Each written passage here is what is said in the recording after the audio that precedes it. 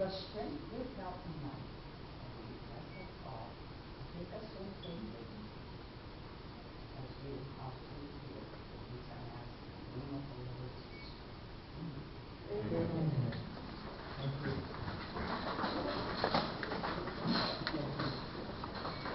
There is a sign-up sheet somewhere around with a green pen. If you didn't sign up, we'd appreciate it if you could. It's right there in the back corner. If you want to leave your email address or phone number, it'd be good for us to communicate, to contact you. We do have a website that is, we have a lot of good information on there, so feel free to visit the website. If you just Google Water Commission State of Hawaii, you should be able to find it. I'm assuming everybody's here, either they heard through word of mouth or saw the press release regarding our informational meeting tonight. We're also having an informational meeting on Tuesday at TNI Elementary School, same time, 7 o'clock, and that's to discuss the other 3 hydrologic units, the Pina'ao, Wild Camino, and the Luanui hydrologic units. Tonight's meeting is to inform you folks regarding the Honopo and the Hanahoi hydrologic units. And for those of you who may not know, a hydrologic unit is basically that watershed. It may have more than one stream in it. For example, Hanahoi has Hanahoi and Puelo streams in it. So before we get started, I want to introduce the staff of the Water Commission that is also joining us tonight. Dean Ueno and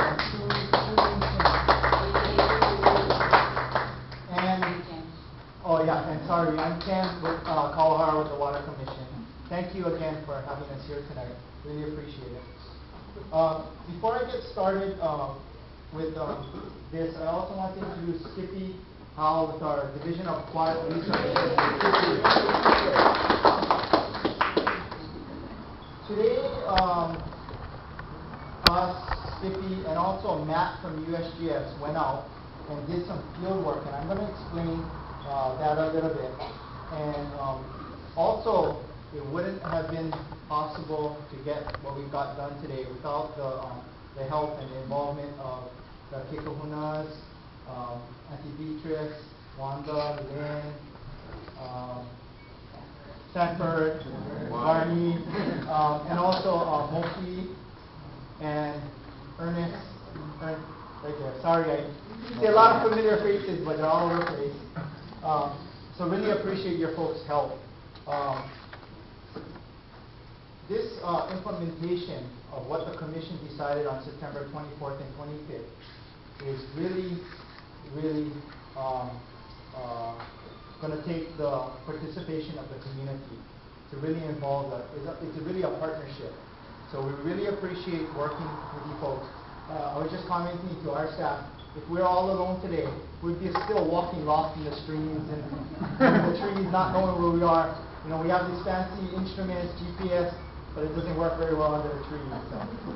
So it's really, through the work and help of you guys. Really appreciate that.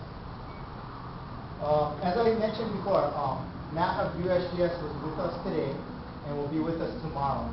He's actually taking time out of his busy schedule, and he's not even asking for compensation from us. So we really appreciate USGS because they have a lot of expertise in selecting these site locations and taking the measurements, as some of you may have seen today.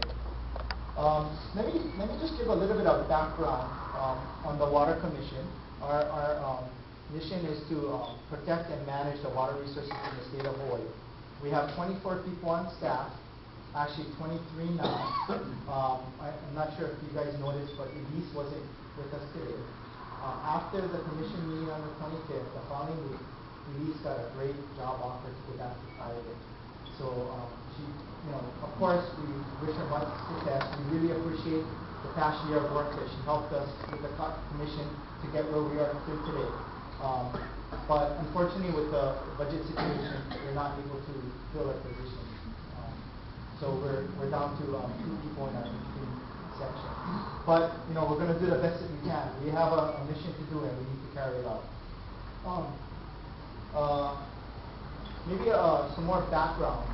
A lot of what we're working with today regarding these diversions that cut across these streams in East Maui have been here for over 100 years. And the water code was passed in 1987. So these things are way older than the water code. And a lot of these diversion structures were constructed to take water at low flow. So this decision that was made by the Water Commission on September 25th was really a significant change. What it's saying is leave low flow in the stream and take excess when there's enough for that in-stream flow standard that was set by the Commission. So again, we're here to talk about implementation of what the Commission decided on September 25th for these two hydrologic units. A little bit more background. When the water code was passed in 1987, the Commission was required to set in-stream flow standards, or interim in-stream flow standards. And I wasn't with the Water Commission back then, but I believe the Commission voted to set in-stream flow standards as status quo because they knew that we didn't have the money, we didn't have the resources for the staff to go and look at the 376 perennial streams in the state of Hawaii. And what that means is they did not want the streams to further degrade by taking more water out of them. So basically what it was is everybody who had a diversion was required to register that diversion. And some of you may have gone through that back then. And they did not, without the approval of the Commission, you could not increase the size of your diversion, or you could not install a new diversion. So again, to keep what was going on, but not take further water out of the streams. Now we fast forward to today, as September 25th, the Commission voted to amend those interim in-stream flow standards. So that's what we're here to implement and talk about. We went out today and we had a schedule that many of you may have seen if you were on our email list, going out in the field. EMI had contacted us right after the Commission's decision, and they wanted to proceed in good faith, and they wanted to restore the water as decided upon when the Commissioners took their vote as soon as possible. We told them, hey, wait a minute, we want to document exactly what the situation is now before anything is changed. We want to take measurements, we want to mark the locations on GPS, we want to take photos. So we actually told them, hey, we need to schedule. Some of it involves going on private property. We need to talk to those people, work with the community. So that's what we worked on today.